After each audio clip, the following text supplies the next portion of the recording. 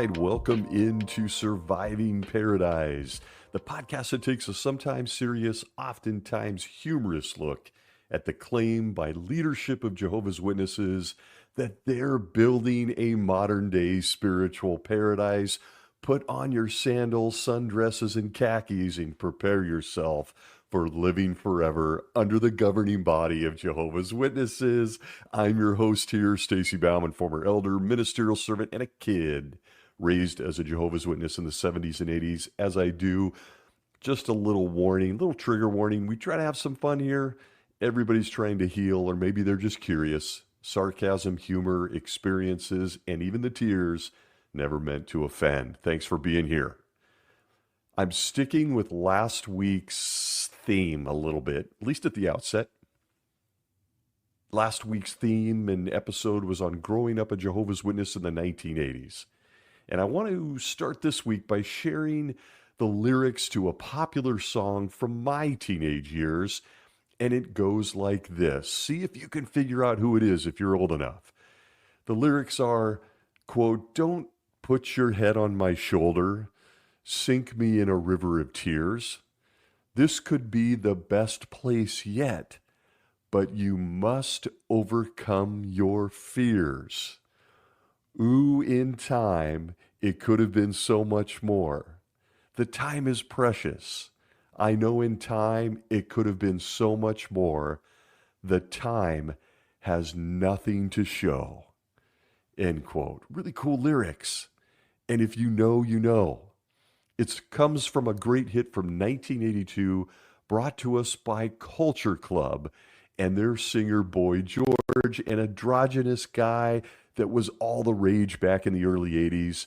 And, clearly he was working for Satan for those of us that were Jehovah's Witnesses, but we still listened to his music, and the girls loved Boy George in the Culture Club. Dude can sing, and their songs were really big back in the day. But that song, Time, Clock of the Heart, had simple lyrics that resonated more when I hear it at the grocery store or in the elevator today. Because time is indeed precious. And the message that to make the most of time by overcoming your fears, I got to tell you, in my mind, it's even more profound today. Otherwise, as Boy George sings, time could have been so much more. The time has nothing to show. And we should all shudder at that thought. More than anything you and I have, including money, material things, houses, cars, whatever it might be, it's our time that is truly more valuable than anything else we have. And it's even arguable whether we have time, whether we possess it. It's a construct of man, after all. But with time in mind and how valuable it is, I start with a question. Is it safe to say that Jehovah's Witnesses have a unique relationship with time? I mean, in my opinion, it goes without saying that the loyal followers of the organization have been deeply impacted, even molded, to view time as a commodity that, frankly, it means almost nothing at all. You see, for those born into the religion, time becomes a non-factor, outside proof that you were lucky enough to just be a Jehovah's Witness. Time means very little when it's constantly compared to living forever, that Judge Joe.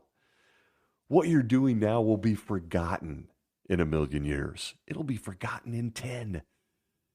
Planning for your older years when you're told the world will end by the end of the 20th century is an exercise in futility. Taking care of your body, storing away some money, reaching your full potential, singing and traveling the world? None of it means much when you're told you have eternity to do all of those things and much more. And I guess the best way to say it is that it takes the edge off this whole thing known as time. Jehovah's Witnesses truly have a unique relationship with the clock. It passes differently, with each Jehovah's Witness living on pins and needles every day expecting a mass genocide and hoping that they themselves will be chosen to live in a paradise earth, and realize that all of their personal sacrifices and the time spent loyally serving this organization was somehow worth it. Slide into those khakis, eat yourself a fruit bowl. Forever. It makes everything you say, do, think, feel, and more worth it. And as a random thought, I always found it interesting that the founder of this organization seemed to set the tone early when it came to measuring time. I wonder what Charles, otherwise known as Chuck Taze Russell, what he was thinking when he went to Egypt and he measured pyramids to come up with a date for Jesus' second visit to earth. You see, return visits started early. But from the beginning, Jehovah's Witnesses have had a strange and ultimately, all joking aside, deadly view of all things time. So imagine my joy to find out that they are once again addressing the subject of our time this month on the only website powered by Holy Spirit. If you go there under their latest videos tab, the planet is being treated to a talk by one of Jesus' future kings, Kenneth Cook, who is encouraging us all with a very, very deep talk. The theme, use your time wisely like Joseph, based on Colossians chapter 4 and verse 5. Time, the clock, the most precious commodity you and I have. And yeah, Joseph. And before you get confused, you remember him, right? Not to be confused with Jesus' stepdad who stayed with the virgin who was impregnated by Holy Spirit. This is the other Joseph, the guy from Genesis. The governing body is now going to take us on a journey in 2025 where we learn that you and I are just like Jacob's son, Joseph. Yeah, we have a lot in common. We're very similar. You see, Joseph was born in 1767 BCE, according to Genesis 30, 23, and 24. No, Joseph didn't have a watch. There weren't any clocks. In fact, Joseph didn't have underwear. They didn't have toilets. They didn't even have showers. Joseph didn't have a 9-to-5 job or a 40-hour work week. He had no taxes. He had no school. Just a guy made by 91-year-old Jacob long before Viagra was even a thing. According to Genesis chapter 39 and verse 6, Joseph, the guy we're going to deep dive on with governing body member Kenneth Cook, was really just a hot young guy living somewhere in Canaan, but we have a lot in common with him. Quote, he eventually left everything that was in Joseph's care, and he gave no thought to anything except the food he was eating. Moreover, Joseph grew to be well-built and handsome. End quote. Genesis chapter 30 of the New World Translation. It pays to be hot, even if you don't own a watch or even understand the concept of time outside of the sun and the moon. But with all of that in mind, we are going to be fed spiritually this month by Kenneth Cook, undoubtedly the guy that will have a personal hand in resurrecting this same Joseph any day now, or so they remind us. And he applies the following scripture to Joseph, Jehovah's Witnesses, and how they use their time in 2025 to kick off his talk. He takes us to the New Testament and says in Colossians 4 and verse 5 of the New World Translation, quote, go on walking in wisdom toward those on the outside, making the best use of your time, end quote. Joseph, time, and even the New Testament. And in classic governing body style, they're digging into a book that lives in the side table at every Holiday Inn and picking a character from its pages to tell the rest of us how important it is to use our time wisely. And as always, saying it's a reach is the mother of all understatements. You know, the same way Boy George did with 2 lines from a song in 1982. Time. It could have been so much more. And while the video talk here on their website is only about 10 minutes long, it has its consistent brand of juvenile application that has marked the smartest guys on earth for well over a century now. Future King Kenneth Cook starts by saying this, quote, "Now as we approach the end of this system of things, we want it to be said of us individually and as an organization that we made the very best use of our time." Now, a good example for us to imitate in this regard is that of Joseph, son of Jacob, end quote. And immediately you put your head down on the table. Really? Really? Joseph? Random. But Joseph. I'm pretty sure most of us remember the story of Joseph, son of Jacob, from our time with the My Book of Bible Stories book. Incidentally, also now being studied, the modern version, at the Kingdom Halls of Jehovah's Witnesses. Time to review the Bible Stories book. We'll get there. But frankly, as I watch this, who on the writing committee opened the Bible and thought, wow, if there was ever anyone that made a good use of time in all of Bible history, it was Joseph back there in Genesis. I mean, what? And as a guy who was an elder and had to come up with these talks, I get it, but to say it's a reach is an understatement. Allow me to present an alternative character. I mean, again, if I'm on the writing committee and I'm trying to come up with some application to best use of time, Joseph? I mean, Joseph? Huh? Can't wait to see how he applies this. But I'm going to offer at this point an alternative character. You do what you want. You do what you want. Maybe you have someone else in mind, but you know me.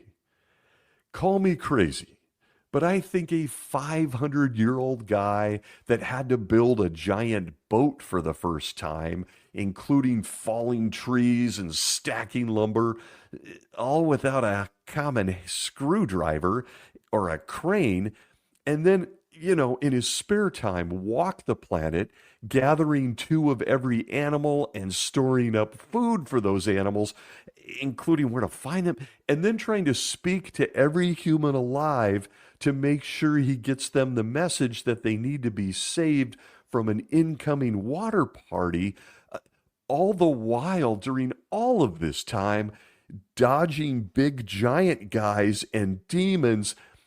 And did I mention that this guy did it all in the span of 40 to 50 years? The ark, finding animals, their habitat, food, giants and demons. Now that's a guy, in my opinion, who made the most of his time. Can my guy Noah get a shout out in this talk?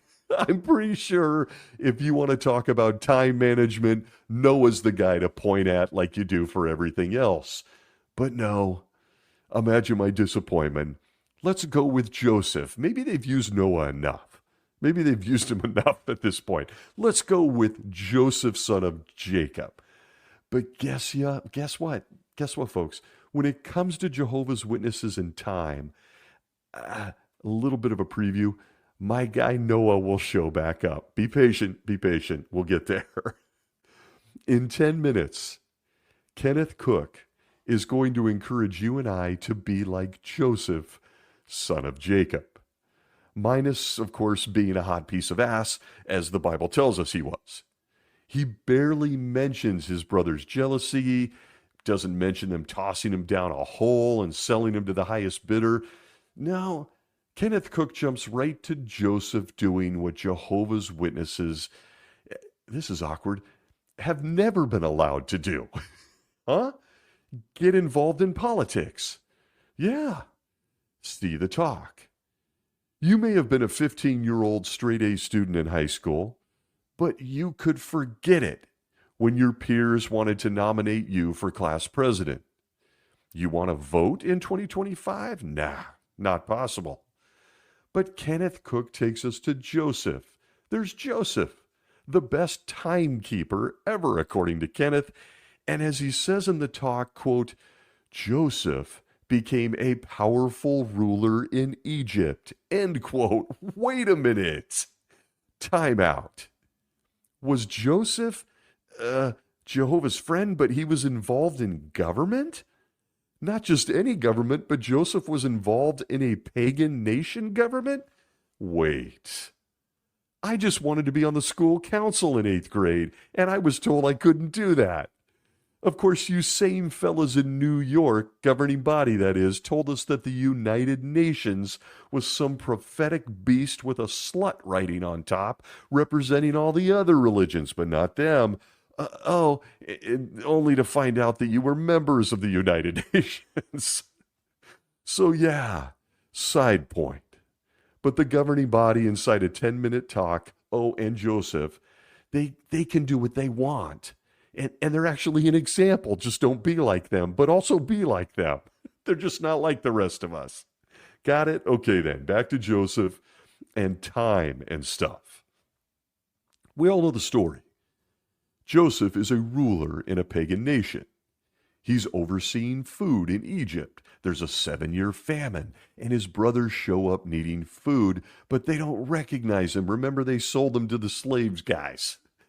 I guess he wasn't hot anymore. I mean, they didn't recognize their hot brother. Bible says he was well built and handsome, but they didn't even recognize him. And I guess that just leads me to believe he no longer had a great body. I don't know. Not sure, but probably in this case, a lot like Brad Pitt in Fight Club. But then you run into him years later at the store after Moneyball, and you just don't recognize him anymore. I don't know. Ladies, is that possible, by the way? Furthermore, by the way, you're Potiphar, but you leave Brad Pitt alone with your wife all day as a servant? I don't think that's very smart. It seems more like a script of the Desperate Housewives of Egypt. I don't know. I'm sorry. They're the ones who try to apply these ancient characters to modern day. Here we are. Don't get caught up in the details. It's the Bible and Joseph and time. How we use our time as a Jehovah's Witness is the theme this week. So back to the wisdom of Kenneth Cook. He continues with the Joseph story. Joseph reveals himself to his brothers. You remember, he demanded they leave Benjamin and stuff, but he doesn't exact revenge. But instead, he tells the guys that sold him into slavery and highly stressful situation with Potiphar's wife, who just wanted his hotness, apparently. Okay, sorry. Random thoughts. Incidentally, am I the only one who used to laugh at the Bible Stories book and the Watchtower illustrations with Joseph when they always drew Potiphar's wife as some hot Kardashian babe? I mean, really? They made her look gorgeous. And I couldn't help but think maybe Joseph was just dodging her because she was really ugly. Maybe he didn't want anything to do with her. Maybe she had a mole with hair growing out of it on her nose. I mean, is it at least possible she was a Kardashian in dusty ancient Egypt? Okay, then. All right. Random thoughts. I'll leave it alone. Kenneth goes on to say that Joseph made the most of his time, as J-Dubs should, by explaining to his brothers that Jehovah set him up in Egypt to preserve life. He says, quote, Joseph put together the events of his life and came to a mature conclusion. Joseph could see that Jehovah had blessed him throughout those difficult years, and had he positioned Joseph for even greater service. End quote. Yeah. Difficult times. You're hot. You're well built. You're thrown down a hole. Your brothers hate you, maybe because you're so hot and your dad's favorite. And then you get sold into slavery. You go to prison. You get chased around by a Kardashian. And then, yes, the message of this entire talk rears its head. There it is. I always call it the message. This will all apply to Jehovah's Witnesses in 2025 and how they use their time for, as Kenneth Cook said about Joseph, for greater service. There it is. We knew he'd come around to it. He goes on by saying, quote, well, what helped Joseph to become someone that was highly regarded by God, backing up, want to get this quote correct. He says, well, what helped Joseph to become someone that was highly regarded by both God and men, and apparently Potiphar's wife? Well, simply put, he made the very best use of his time in serving Jehovah. Let's consider 3 times in Joseph's life when he did this. Those 3 times are as a youth, as a slave and prisoner, and as the food administrator in Egypt, end quote. And the reach begins. An ancient Bible character who was a noted master of time from the time he was a kid. And so he starts with number 1, youths. And I immediately thought, gee, where could this be going? If you've been a Jehovah's Witness for any amount of time and they're breaking it down into subsets and he starts with kids, you know where this is going. He says Joseph made the best use of his time as a young guy by learning and acquiring knowledge. He goes on to explain, again in the mother of all reaches, that Joseph learned from the great qualities of his father and mother. How does Kenneth Cook know this? Like, what? Did he interview Jacob and Rachel? What? Did I mention, by the way, that Jacob, Joseph's dad, was 91 years old when Joseph was conceived? He says he learned a sense of right or wrong from his parents. And I got to tell you, that same book in your Holiday Inn side table, we all probably have one. I guess this included Jacob sleeping with his mother's maidservant, Bilhah, and having 2 stepbrothers in Naphtali and Dan. Was that part of what Joseph learned from Jacob? You can always get a hottie on the side to make a couple extra kids. Wait, do we fellas get to sleep with a maidservant? Why do we even have a slave? Sorry, a maidservant. For Dad. He's 91. And look, folks, when you're reaching with a Bible character and trying to apply it to a Jehovah's Witness in 2025, you simply can just ignore the Bible. Why not? Let's pick and choose what we want to mention. But apparently, Kenneth Cook believes Joseph learned right or wrong from his dad and mom, despite Dad having a side piece. But he continues with a not-so-subtle message for Jehovah's Witness youths. Are you ready? If you're a young person, I'm sure this was profound. He says, quote, at the age of 17, Joseph was already working as a shepherd. Once, while assisting his older brothers, he noticed some wrongdoing on their part. End quote. Uh-oh. Oh, no. My siblings are doing something wrong? Are these the same stepbrothers that I got from my dad's side pieces? Doesn't matter. But you teenage Jehovah's Witnesses, I'd like to encourage you to prepare for the message that comes next from the governing body. Because Ken next says, quote, what would he do? Would he keep the matter quiet? No, Joseph did what was right. He reported the matter, and that took courage. And perhaps that added to Jacob's high regard for Joseph End quote. Well, why don't you ask him? You apparently interviewed Jacob. That's where Joseph learned all his good qualities from. What? But you heard the message. Who wants to make application? Jehovah's Witness teenagers. The message is clear. Make sure if you see someone doing something wrong, you're snitching on them. And the governing body will hold you in high regard, just like Jacob did with Joseph. Somehow, in the umbrella of this talk, this is meant to be understood as a great use of time for a young Jehovah's Witness. And instantly into my mind pops Boy George singing, "But you must overcome your fears." Yeah, it's impossible for Jehovah's Witnesses. They can't. Fear is the name of the game in this organization. And in one sentence, Kenneth Cook creates fear for teenagers. You are not making good use of your time if you're not reporting all the wrongdoing you see. Oh, and if you don't, we're not going to hold you in high regard. You're not going to get to run those microphones.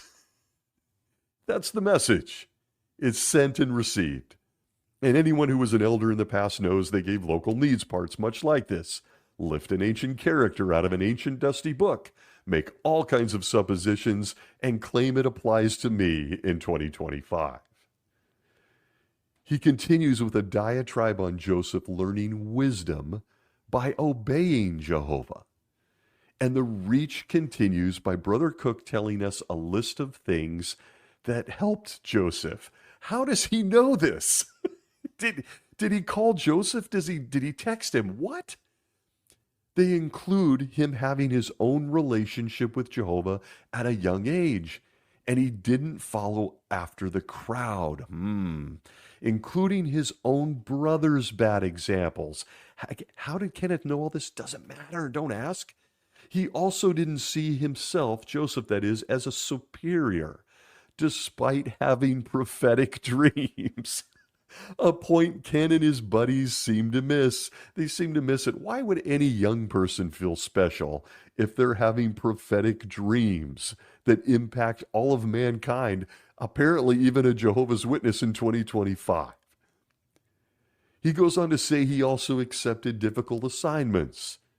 He then asks, quote, "How can a young person do this today?" Be like Joseph. End quote. Yes. We've apparently got an intimate snapshot of what it means to be a young Jehovah's Witness in 2025. Be like Joseph. Direct quote. He even goes on to say young people need to do what is hard, including the ministry. And it's clearly a recruitment speech for young Jehovah's Witnesses. But again, he wants young people in 2025 to be like Joseph, a guy that didn't even have underwear, much less an Instagram page, a guy who apparently was able to dodge Kardashians even as our young kids watch them on television. Somehow Joseph is just like a Jehovah's Witness in 2025. Behold, the wisdom and spiritual feeding program of the governing body of Jehovah's Witnesses. He moves on to Joseph being patient during his time in slavery and prison. So we got the youths out of the way, message taken, tattle on each other, and do what's hard, get out in service. Now he's moving to point number 2. What did Joseph do with his time when he was a slave and in prison? It's the standard drivel about an ancient Bible character with several reaches on how Joseph used his time behind bars, just being hot and stuff. There's no indication that, he was still hot and stuff. I might add, when I read that in the Bible and I hear this talk, I'm thinking, I don't think it's a blessing to be a hot, well-built guy in prison. Just call it my take. Just call it my take. I don't think that's a blessing in prison, even in ancient Egypt. But then Kenneth Cook says something chilling when he says, quote, "Even more difficult times are ahead of us. But by using our time well, as Joseph did, the days will move along quickly." and we will get to see Jehovah do marvelous things for his people. It's going to happen. End quote. Just chilling. It's chilling to me. Makes me shudder. Same promises, same life-altering lies. This is a promise that by using your time wisely now, today, in 2025, your most precious commodity and asset, he even says that by doing that now, your time will rapidly escape you. It's going to move quickly. All with your eyes on the promise of seeing a fantasy created by Joseph Rutherford and announced in 1935. It's the same carrot it's always been. It never changes. A promise from the governing body that by wasting your life and your time now in 2025, you really are just looking forward to the better one you're going to get someday. Someday. Someday. Like a kid on vacation in the back seat of the car back when we used to take road trips. Are we there yet? Are we there yet? Hey, Mom, are we there yet? Are we there yet? With her turning around and saying, listen, be like Joseph. Make good use of your time in the back seat there. The carrot never changes for this organization. It's the same formula that Jehovah's Witnesses have used to trap millions of people going back to early in the 20th century. And it's just sickening. It's just a new set of faces because the rest of us are getting old and have wrinkles now. Consider one of the references on this very subject, this line of thought that Kenneth Cook is using to tell Jehovah's Witnesses to sacrifice their time today for a tomorrow they don't know when it's going to be here. It's this, quote, there must be something that these Christians have in mind that is worthwhile sacrificing for today. There is. True Christians know that God's kingdom has been established in the heavens and has been reigning for some time. In fact, we are a long way into the time of the end, and not too much time remains for this old system of things. When God, through his King, Jesus Christ, takes action to rid this earth of those who have no interest in doing things his way, it will be too late for any more to come into God's place of safety. World events in fulfillment of Bible prophecy give sure indication that only a few years remain for this wicked arrangement of things. End quote. And that reference is from the same faithful and discreet slave of Jehovah's Witnesses in the Watchtower of July 15th, 1969, paragraph 5. 56 years ago. I encourage everyone to not blow these type of comments off. Why do I say that? Because Jehovah's Witnesses have a tendency to do that in real time. There's new light. There's new understanding. But I am here telling you that the people that read these kind of comments in 1969 were real people, obeying the counsel of the governing body, not yet called that, in 1969. Just like there will be real people obeying this 10-minute talk from Kenneth Cook.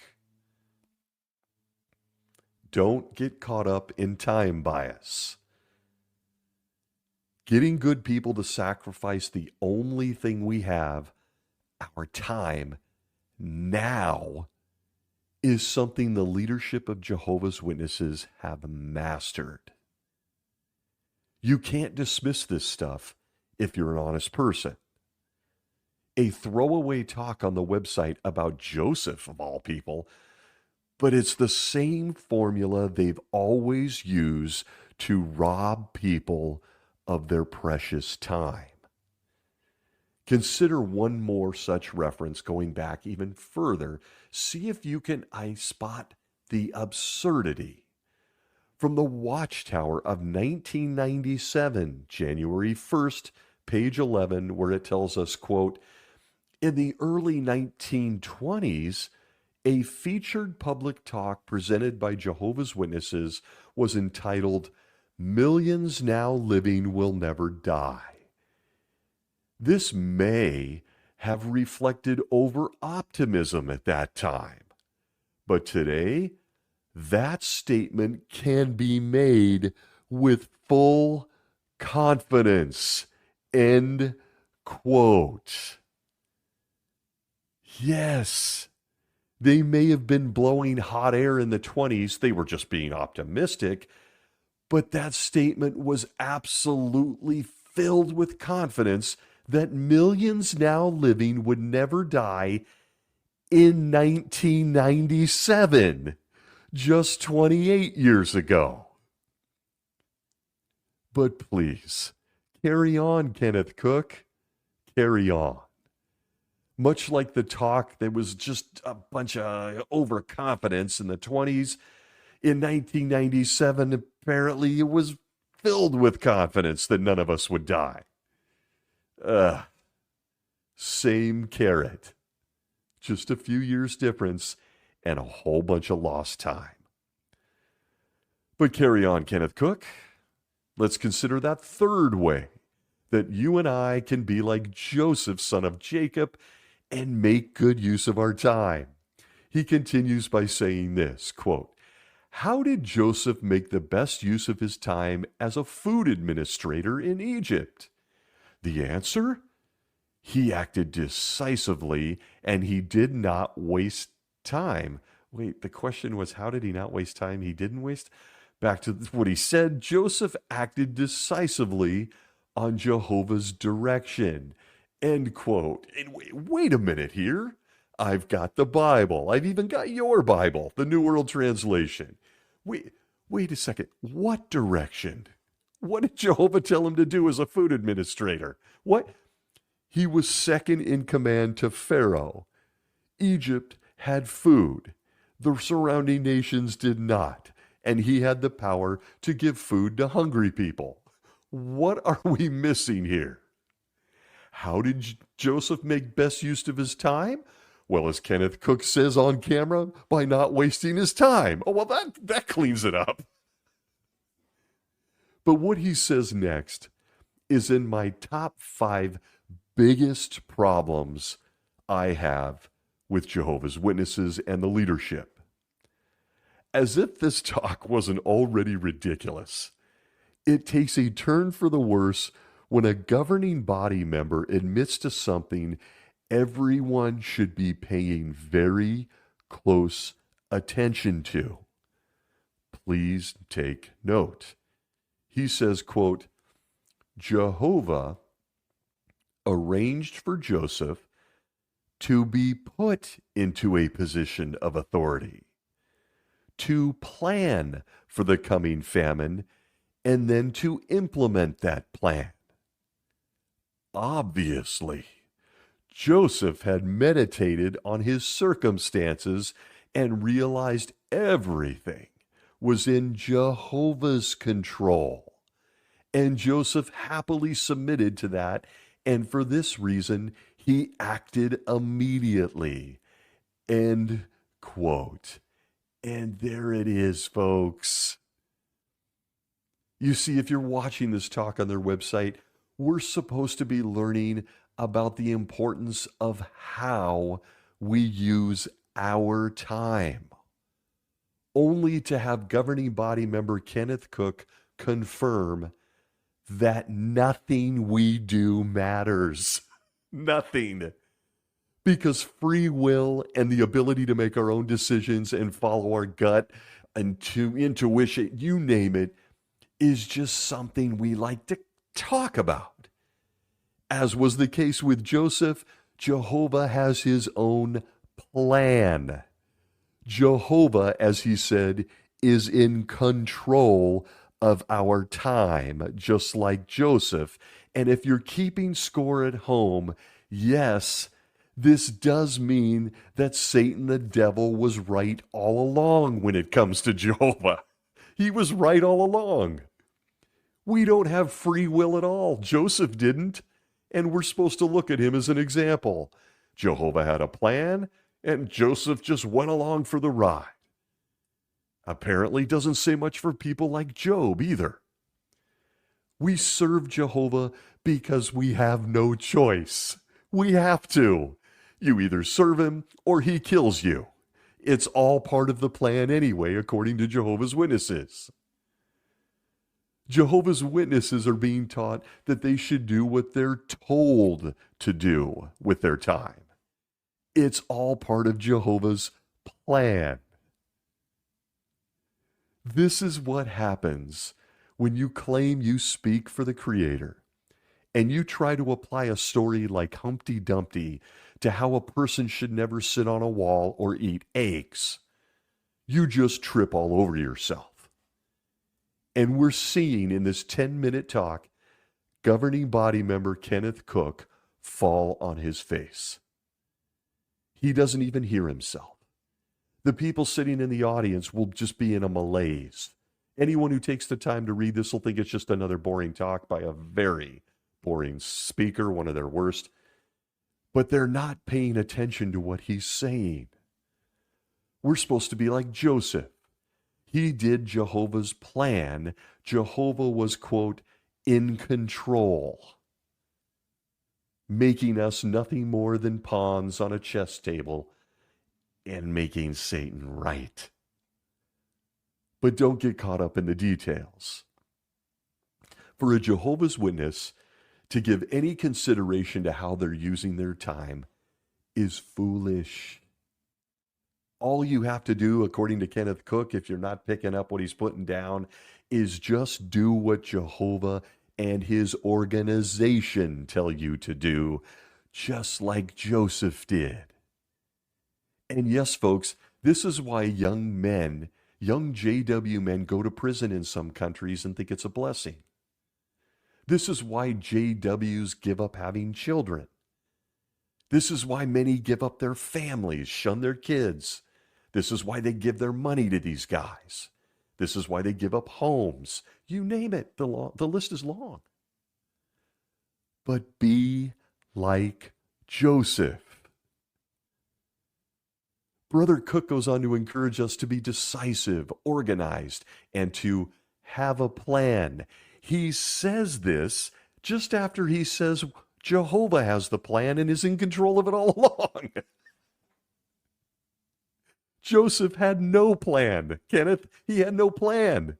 If he had a plan, do you think he was going to be a hot, well-built guy who was thrown into a pit by his brothers and sold into slavery? I don't think Joseph had a plan. How am I supposed to have a plan? But pay no attention to common sense if you're a Jehovah's Witness. He wraps it all up nicely by saying the following, quote, "Today, headquarters representatives travel throughout the earth to build up the brotherhood. And with Jehovah's blessing, we're not wasting time and will be prepared to face what is coming. After this will come the blessings of kingdom rule. Here too, even more than Joseph, Jesus will not waste a single day of the 1,000 years. Not one day. Every promise will come true." End quote. And the video and this talk fades to black. And I thought it was ominous.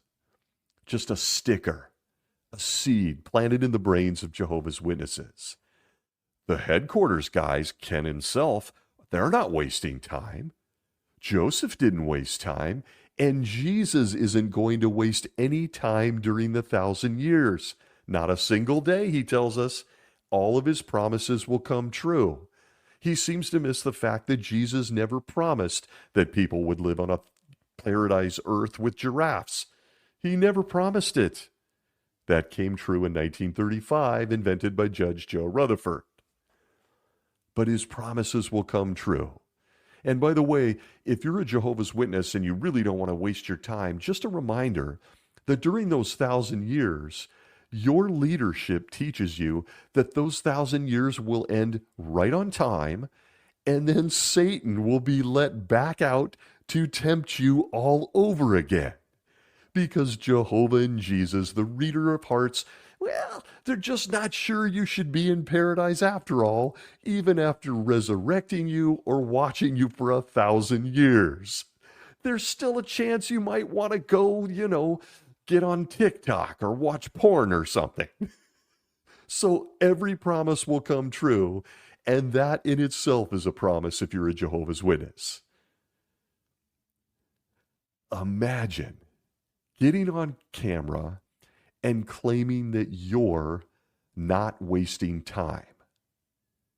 Even as you build kingdom halls all over the earth, just to turn around and flip them and sell them for money and profit.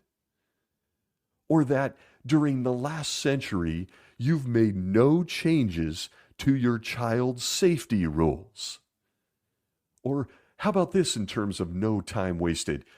You have your people standing in front of book carts in your local park, just watching life and the clock pass them by.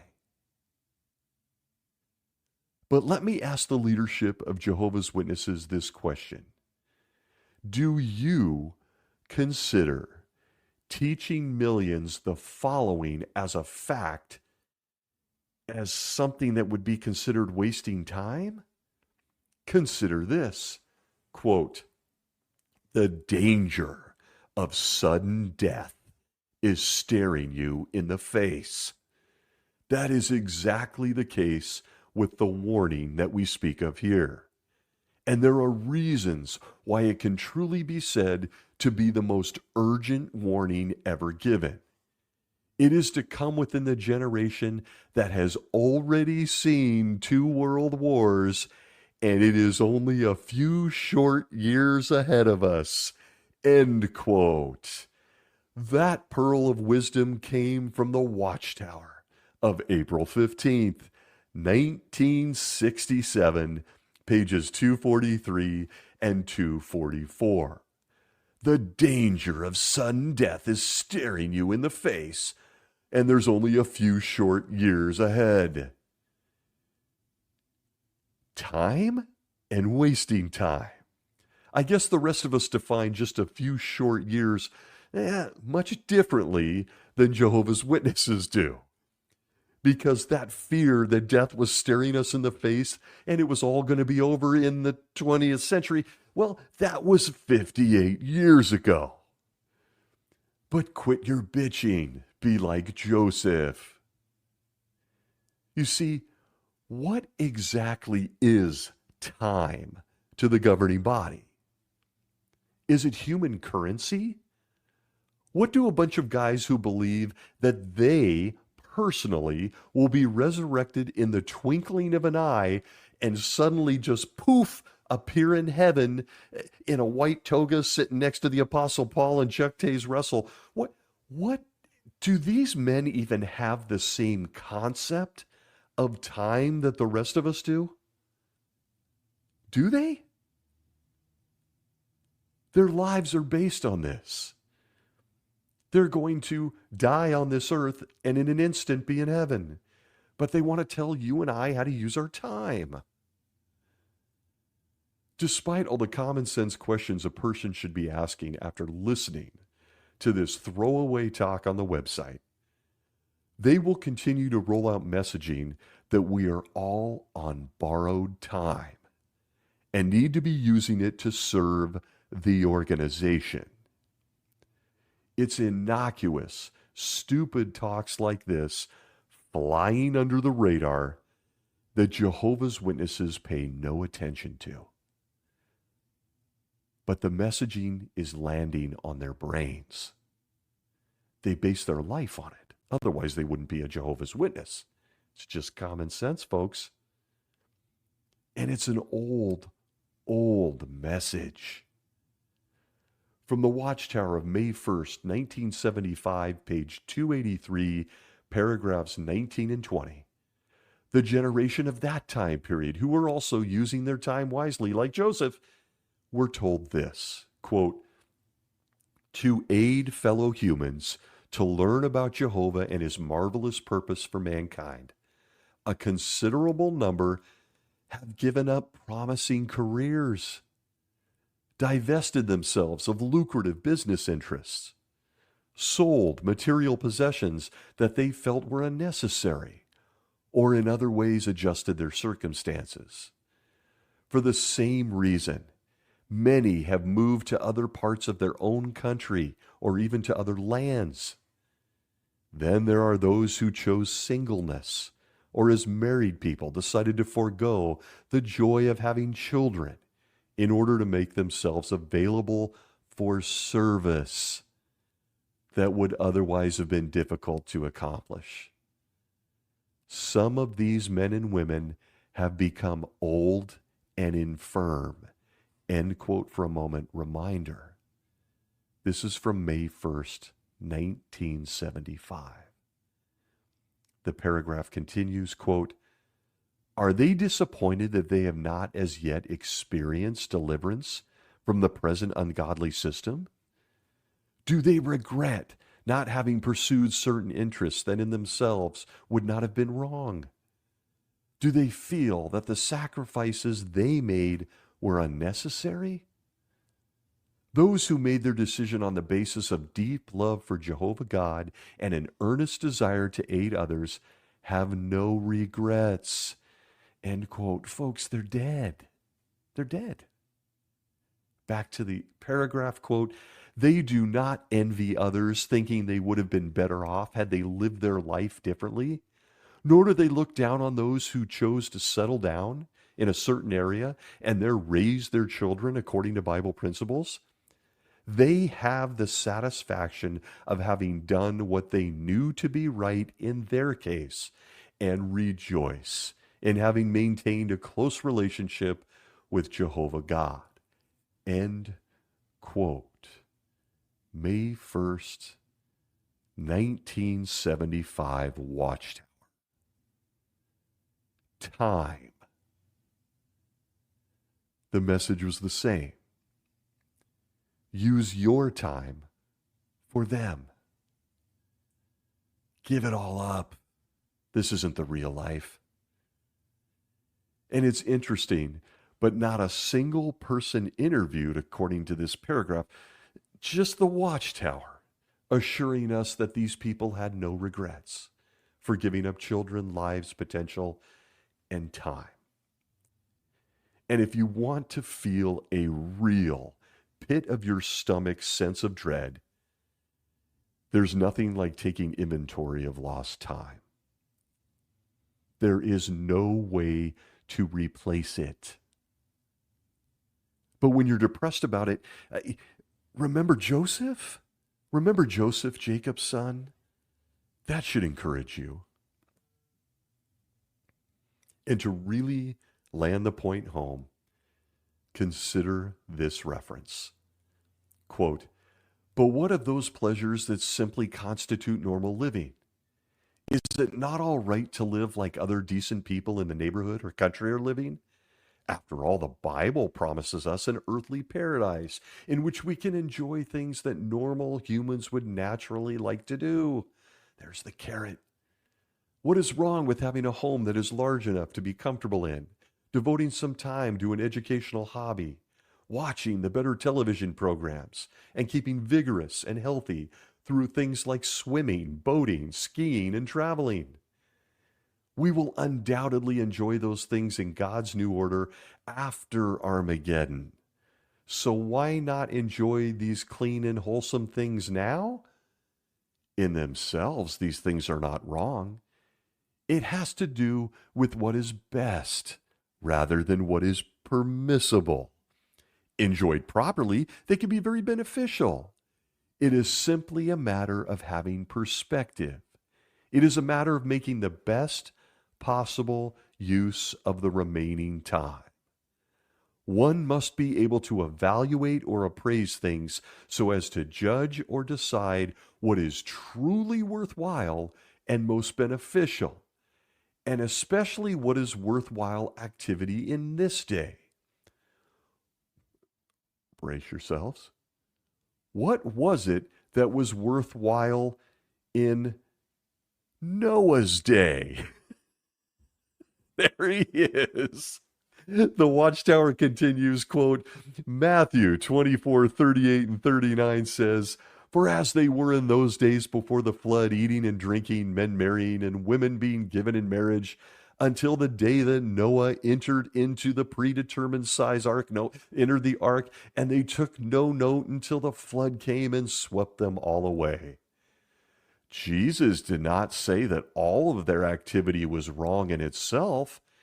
It was just that they should have been listening to what God had to say to them through Noah, his preacher of righteousness. End quote. Yep.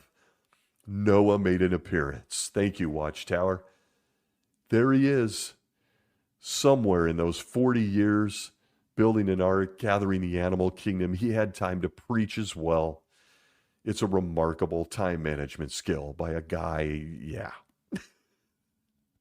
Not so much afterwards, though. You might remember he got naked and got hammered drunk. Who wouldn't after all that? But there's my guy. Nobody better at time management than Noah. How Joseph snuck above him in this talk, I have no idea. But the message to Jehovah's Witnesses is always clear, isn't it? Give us your most precious commodity. Give us your time. And in all the thoughts that ran through my head on this, I decided to return to a segment I haven't done in a while called Random Thoughts. So how about a couple of random thoughts I had while listening to this talk, and Kenneth Cook tell us all about how to use our time. And again, these may have only be interest to me, but I'm going to bring them out anyway. Here goes. Random thought number one on time. All this talk about Joseph, son of Jacob, got me thinking. I wonder if Joseph knew we would hold him up as an icon and look up to him, and his great use of time, as one of the primary reasons to miss out on our classmate's birthday party.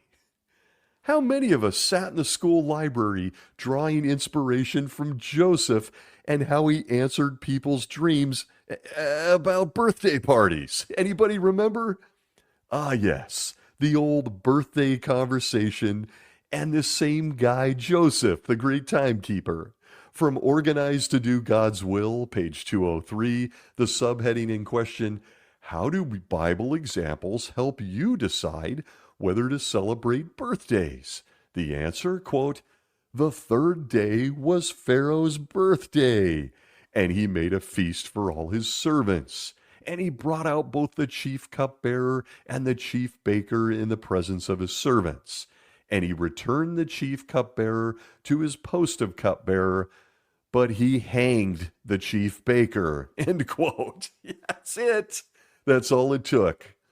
And forevermore, we Jehovah's Witnesses, Joseph and his time, can't celebrate birthdays because somebody got hung at the Pharaoh's birthday. Birthdays can get you hung, people. Just remember that. But by the way, for all those that like baking things, even cookies, I think this is your chance to stop. As you can see from this biblical inspiration, being a baker might just get you hung at a birthday party. And we know there's no resurrection for you at that point. So thanks, Joseph. Thank you, faithful and discreet slave. Random thought number two. I couldn't help but think listening to this, does time really matter at all? Does it matter? From the Watchtower Study Edition, May 2012, Trust in Jehovah, the God of times and seasons, the faithful slave said this, quote, Jehovah can influence events in order to accomplish his purpose and fulfill it on time. End quote. What?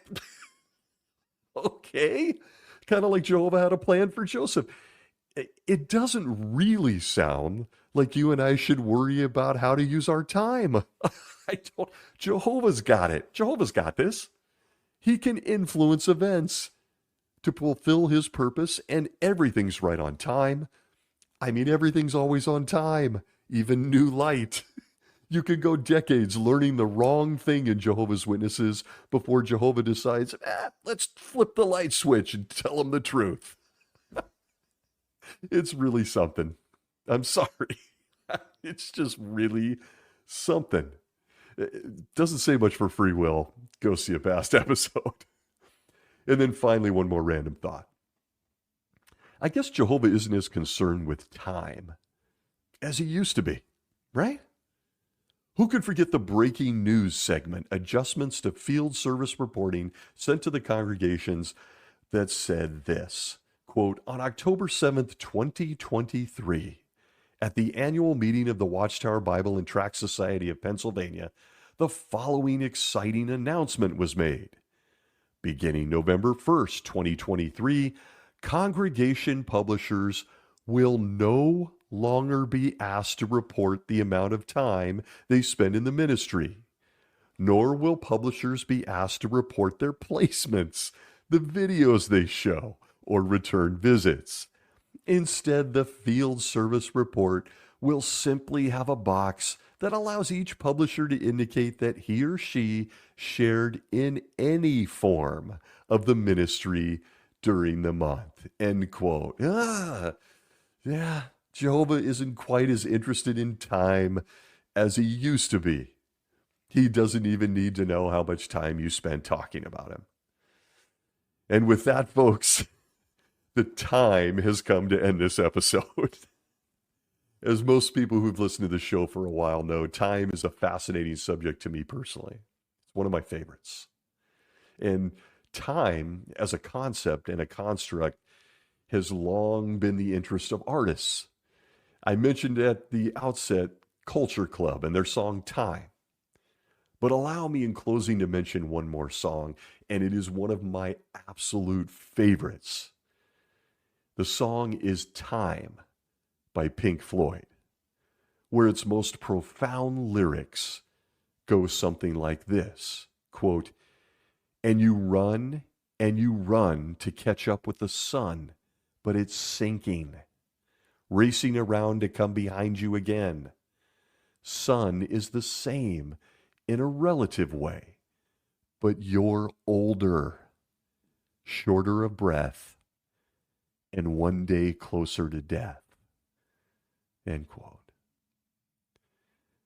Jehovah's Witnesses, I can't say it enough. We all are on the same clock. Despite what the governing body's been telling you for decades. Please, if you're a witness, use your time wisely. I want to thank you for joining me this week. Wherever you may be well.